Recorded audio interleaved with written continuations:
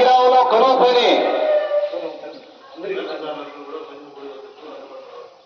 పని చేసే ప్రతి ఒక్కరు కూడా ఇక్కడికి కరువు పని చేసే ప్రతి ఒక్క మనిషి ఇక్కడికి గుడికాడికి రావాలని మరీ ప్రార్థిస్తున్నాము.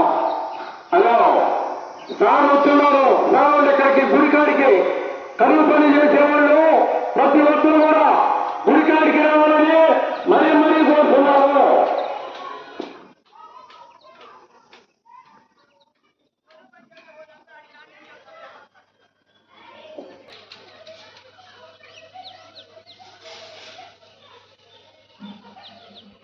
ఉపాధి పథకం మీకు తెలిసే ఉంటుంది. 2006 నుంచి పనులు చేస్తున్నారు. అంటే గత 20 సంవత్సరాల నుంచి మనం ఉపాధి హామీ పనులు గ్రామానికి సంబంధించి అన్ని పనులు కూడా చేస్తున్నాము. తర్వాత కొండల్లో చేస్తున్నాము.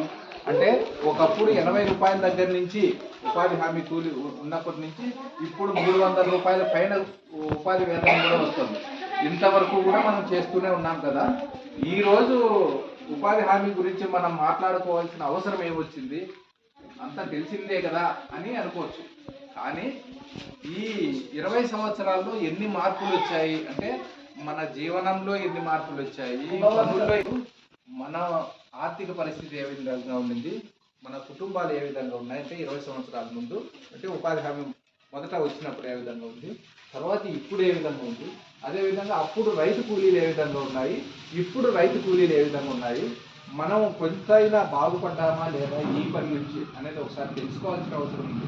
అంతే కదా. అంటే అన్నం పెట్టిన దాన్ని ఏది కూడా మనం మర్చిపోకూడదు కదా. అంటే ఒకప్పుడు పనులు ఏమీ లేనప్పుడు ఉన్న ఊళ్ళో పనులు లేవు, అందరూ వలసలు వెళ్ళిపోతారు దగ్గరున్న పట్టణాలకి అక్కడికి ఇక్కడికి భార్య పిల్లలను వదిలేసి. కాబట్టి ఉన్న ఊర్లోనే ఏదైనా ఒక ఉపాధి పని కల్పించాలనే ఉద్దేశంతోనే ప్రభుత్వము ఉపాధి హామీ చట్టం అనేది తీసుకురావడం జరిగింది. ఉపాధి హామీ చట్టం తీసుకొచ్చిన తర్వాత పథకం రూపొందించబడి తర్వాత అన్ని జిల్లాల్లోనూ అన్ని రాష్ట్రాల్లో కూడా ఉపాధి హామీ పనులు అనేది జరుగుతూనే ఉన్నాయి. అంటే వలసలు నివారించాలనే ఉద్దేశంతోనూ అదేవిధంగా రాను ఏం చేస్తున్నామంటే మన పనిని తగ్గించుకుంటూ వస్తుంటాం అన్నమాట. నువ్వు ఇచ్చేది కాదు ఎవరో ఇచ్చేది కదా అన్నట్టుంటుంది. కానీ సామాజిక తనిఖీ అనేది ఒకటి జరుగుతుంది, ప్రతి సంవత్సరం జరుగుతుంది. ఆ పనులు చూస్తారు.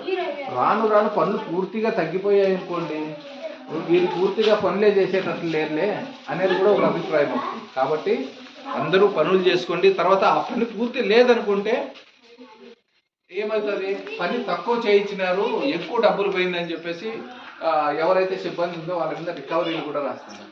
కాబట్టి ఈ ఉపాధి పనుల్ని మనం పోగొట్టుకోవచ్చు. తర్వాత ఈ పనులు చేస్తేనే ఇప్పుడు మనం నిలబడుకున్న సీసీ రోడ్లు కావచ్చు, కొత్తగా కట్టిన సచివాలయాలు కావచ్చు, అంగన్వాడీ సెంటర్లు కావచ్చు, తర్వాత రైతు సేవా కేంద్రాలు ఉన్నాయి. ముందు ఆ రైతు భరోసా కేంద్రాలు అనేవి అవి కావచ్చు. ఇవన్నీ ఏ విధంగా అంటే మనం పనులు చేస్తేనే ఆ పనులు కూడా జరిగాయి.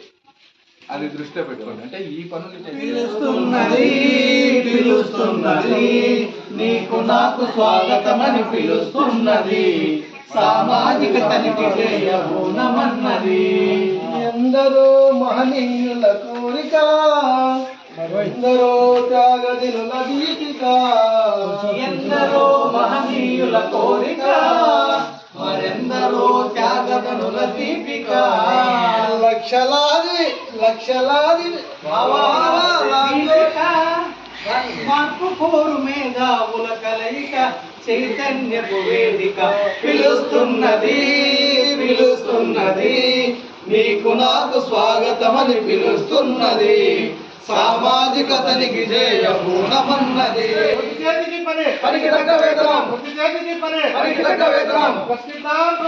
హక్కులన్నీ సాధిద్దాం,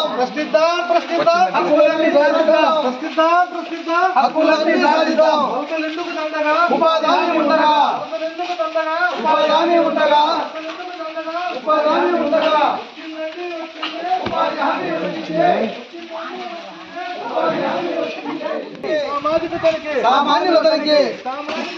సామాన్యుల తనిఖీ, పనికి తగ్గ వేతనం,